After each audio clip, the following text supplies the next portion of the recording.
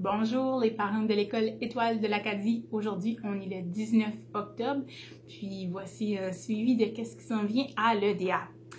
Dans pas longtemps, on va célébrer Halloween. Cette année, on va le faire le 30 octobre à l'école parce que le 31 tombe samedi. Alors le 30 octobre, on invite les élèves et les membres du personnel à se déguiser pour célébrer la fête de Halloween. La seule petite chose, c'est qu'on doit faire attention que nos costumes ne montrent pas de violence ou bien du sang ou bien qu'il y ait un masque de Halloween qui couvre tout le visage ou bien une partie du visage. Les seuls masques qui sont acceptés, c'est les masques pour la COVID, pour arrêter la propagation de la COVID. Ceux-là sont acceptés. Puis on n'a pas le choix de les avoir, mais les autres masques, les masques de Halloween, ceux-là ne sont pas acceptés. On vous demande aussi qu'il n'y ait pas d'armes avec le costume d'Halloween, des semblants de couteaux, épées, fusils, etc. Ce n'est pas accepté à l'école pour des raisons de sécurité. Aussi, il y a peut-être de vous qui avez l'habitude d'envoyer des petits sacs avec des surprises à l'intérieur. Ce ne sera pas accepté cette année à cause de la COVID. On est habitué aussi de faire le défilé des costumes. Le défilé des costumes cette année va avoir lieu de façon virtuelle.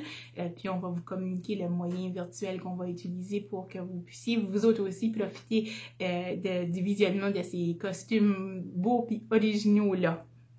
Le 27 octobre, veuillez prendre note que c'est une journée de congé pour les élèves de la maternelle à la 12e année. Aussi, un petit rappel pour nos élèves du primaire, pour ceux et celles qui viennent déposer leur enfant à l'école, on vous demande s'il vous plaît, si vous avez un enfant entre la maternelle et la 8e année, de déposer votre enfant avant 8h20. Alors, si vous pouvez arriver comme vers 8h15, ça serait parfait parce que les cours de maternelle à la 8e année commencent à 8h20.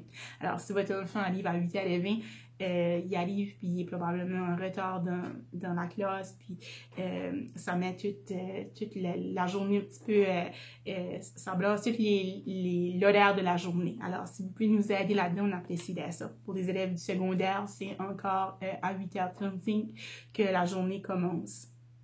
Par élèves du secondaire, je parle de nos élèves de la 9e à la 12e année.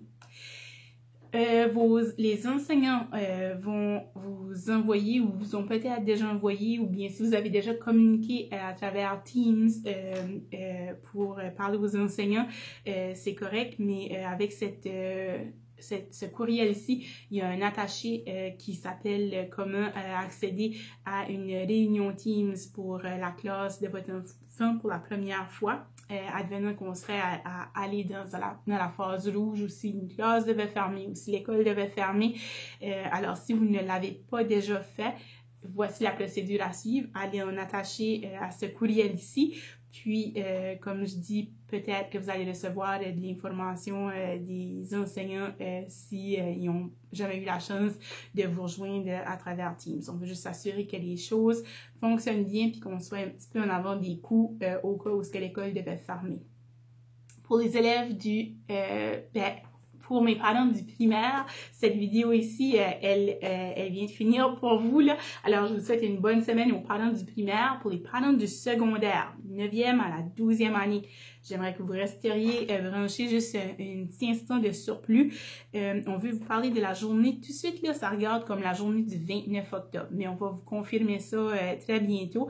Alors, le 29 octobre, on veut que ce soit une journée où ce que les élèves, ce n'est pas une journée de congé, mais une journée où ce que les élèves demeureraient à la maison, les élèves du secondaire seulement, puis qui se brancheraient par Teams avec leur outil technologique pour qu'on puisse voir s'il y a des malaises ou s'il y a des pépins technologiques avec la technologie, etc.